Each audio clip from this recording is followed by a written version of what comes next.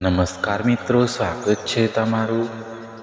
ચેનલને સબસ્ક્રાઈબ કરી અને લાઈક કરી દેજો. અમદાવાદની મોટી હોસ્પિટલમાં અચાનક ગભરાટ ફેલાયો. ડૉક્ટરો ઝડપથી એક ખાસ રૂમ તરફ દોડ્યા. આ રૂમમાં હતી કોમલ પટેલ, શાંત મહિલા. તે 13 મહિનાની ગર્ભવતી હતી. અજીબ વાત, પરિવારજનો ખૂબ ચિંતિત અને ડરાવેલા દેખાતા હતા. પતિ અમિત સતત ભગવાનને યાદ કરતો હતો. દરેક મિનિટ હવે ભારે લાગી રહી હતી. ડૉક્ટરોને આ કેસ સમજાતો ન હતો. સામાન્ય રીતે 9 મહિના પછી જન્મ થાય, પણ અહીં તો સમય ઘણો પસાર થઈ ગયો. કોમલના ચહેરા પર અજીબ શાંતિ દેખાતી હતી. તેને અંદરથી કંઈક અલગ લાગતું હતું. નર્સો સતત તેની દેખભાળ કરી રહી હતી. હોસ્પિટલમાં વાતો હવે ફેલાવા લાગી હતી.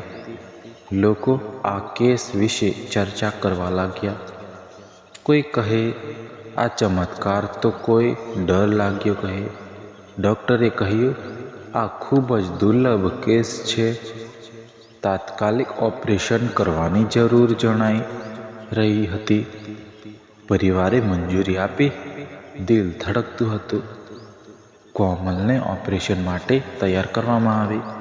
તે શાંતિથી આંખ બંધ કરી પ્રાર્થના કરતી.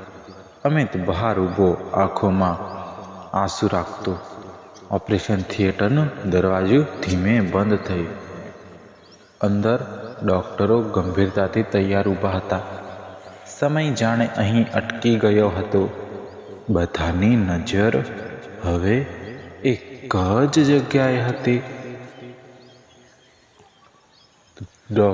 ઓપરેશન થિયેટર તરફ. ઓપરેશન શરૂ થયું અને શાંતિ છવાઈ ગઈ. ડૉક્ટરો ધીમે ધીમે આગળ વધતા રહ્યા. અચાનક એક ડૉક્ટર ચોંકી ઉઠ્યો હતો. તે બોલ્યો, અહીં કંઈક અજીબ દેખાઈ રહ્યું છે.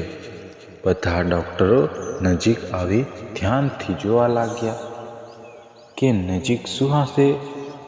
જે દેખાયું તે કોઈએ ક્યારેય જોયું ન હતું. કોમલના ગર્ભમાં સામાન્ય બાળક ન હતું, પણ એક અજાયબી જેવી રચના જોવા મળી હતી. તેમાં જીવનના થોડાક સંકેતો દેખાતા હતા, પણ તે સંપૂર્ણ બાળક જેવી નહોતી લાગતી. ડૉક્ટરો એકબીજાને જોઈ અચંબામાં પડી ગયા. થોડા સમય પછી તે બહાર કાઢવામાં આવ્યું. બધા રૂમમાં શાંતિ છવાઈ ગઈ હતી.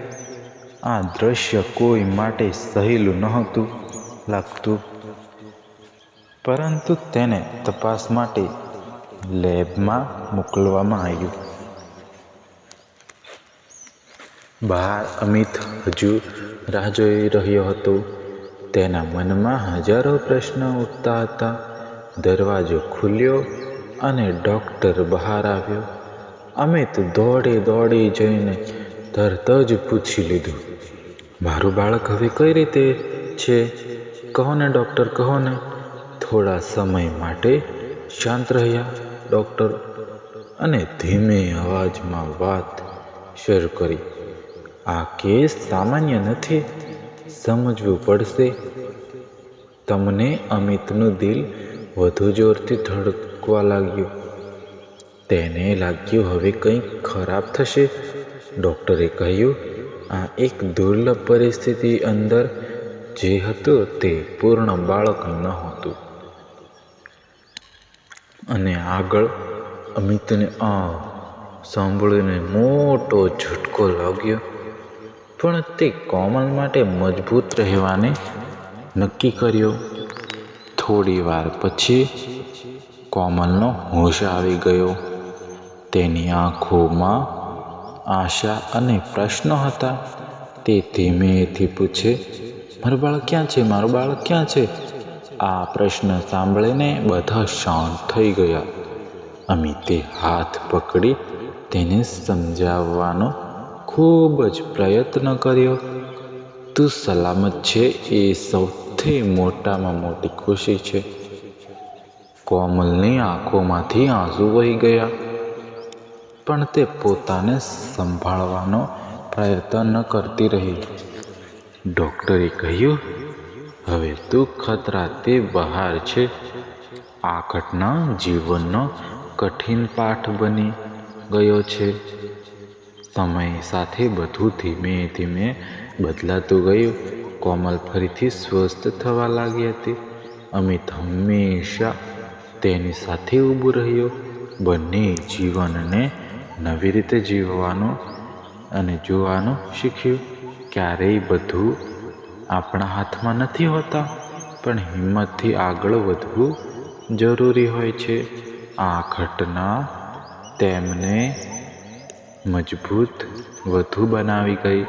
જીવનમાં આશા ક્યારેય આપણને છોડવી નહીં જોઈએ. જો મિત્રો આ વાર્તા તમને સારી લાગી હોય તો શેર કરજો તમારા મિત્રોને.